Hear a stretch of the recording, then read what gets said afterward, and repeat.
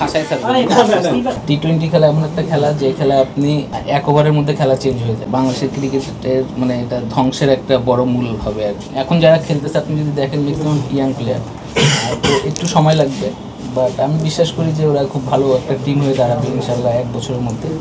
আর টি-20 খেলা এমন একটা খেলা যে খেলা আপনি এক ওভারের মধ্যে খেলা চেঞ্জ হয়ে যায়।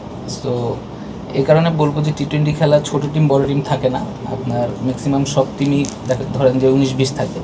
তো এটাই আশা করব যে ইনশাল্লাহ এক বছরের মধ্যে বাংলাদেশ টিম খুব সুন্দরভাবে একটা টিম হয়ে দাঁড়াবে। আপনি যদি দেখেন মিডল অর্ডারের কথা বললেন, কারণ আমরা যখন যারা প্রিমিয়ার লিগ খেলি তারা কিন্তু যারা রান করে প্রিমিয়ার লিগে এরা কিন্তু টপ অর্ডারেই ব্যাটিং করে এবং আলটিমেট ওখানে টপ অর্ডারে পারফর্ম করে এরা ন্যাশনাল টিমে এসে মিডল অর্ডার ব্যাটিং করে। তো এটা ডিফিকাল্ট, এই কারণেই ডিফিকাল্ট কারণ যারা মানে মিডল ওভারে ব্যাটিং করে ম্যাচের সিচুয়েশন থাকে আলাদা, তারপর পরিস্থিতি থাকে আলাদা, প্রেশার থাকে, বাট যখন তারা টপ অর্ডারে ব্যাটিং করে এই সিচুয়েশনে পড়ে না, তো একটু সময় লাগবে। বাট আমি বলবো যে যারা মিডল অর্ডারে খেলে ডোমেস্টিকে, এখান থেকে যারা পারফর্ম করবে এদেরকে যাতে মিডল অর্ডারে খেলানো হয়, এমন না যে টপ অর্ডারে পারফর্ম করে তাদেরকে মিডল অর্ডারে খেলানো হয়। মিরপুরের উইকেট কখনোই মনে করেন যে একটা ব্যাটসম্যানের আইডিয়াল উইকেট হতে পারে না, কারণ আপনি যে দেখছেন হয়তো উইকেট যে কীরকম টার্নিং উইকেট ছিল, তো এই উইকেটে রান করা অনেক ডিফিকাল্ট।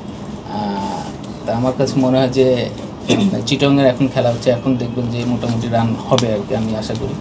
বাট মিরপুরের উইকেট আমি কখনোই বলবো না যে টি-20 খেলার মতো আর কি, যে উইকেট বানাইছে এই উইকেট টি-20 খেলার মতো উইকেট ছিল না। অবশ্যই প্রভাব ফেলবে, কারণ আপনি যদি দেখেন যদি ফিক্সিং যদি আমাদের মধ্যে ঢুকে যায় তাহলে জিনিসটা খারাপ।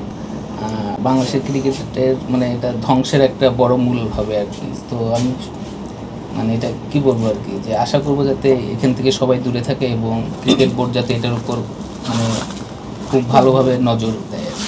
ব্যাঙ্গালোরে যে একটা স্কুলের যে ফ্যাসিলিটিস, তো আমাদের ন্যাশনাল টিমের ওরকম ফ্যাসিলিটিস নাই।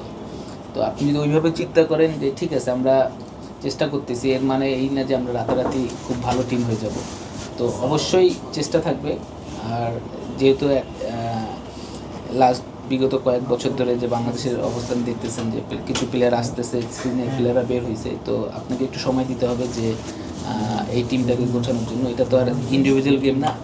তো আমি বিশ্বাস করি যে ইনশাল্লাহ 1-1.5 বছরের মধ্যে বাংলাদেশ টিম আবার উঠে দাঁড়াবে। আপনি এটা তো এই বোর্ডের কথা বলতেছি, কারণ আপনি যদি দেখেন এখন এই বোর্ড কিন্তু অনেক ফ্যাসিলিটিসের ব্যাপারে কথাবার্তা বলতেছে এবং সেটা করার চেষ্টা করতেছে। আমি যতটুকু জানি যে আমাদের রংপুরের ফ্যাসিলিটিসের ব্যাপারে, রংপুরে ইনডোর হচ্ছে, ড্রেসিং রুম হচ্ছে, উইকেট হচ্ছে।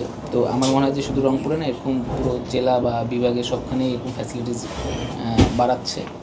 তো ইনশাল্লাহ এরকম আমাদের ভাষায় থাকবে না, এরকম ছিল না, বাট অনেক অপরচুনিটি ছিল, অনেক জায়গা ছিল যেখানে আপনার বাংলাদেশের ক্রিকেটের ইমপ্রুভ করার জায়গা ছিল, যেরকম ফ্যাসিলিটিসের জায়গা ছিল, বাট এগুলো হয় নাই। আমি জানি না কেন হয় নাই, টেকনিক বা এটা আমার চেয়ে ভালো আপনারাই বলতে পারবেন।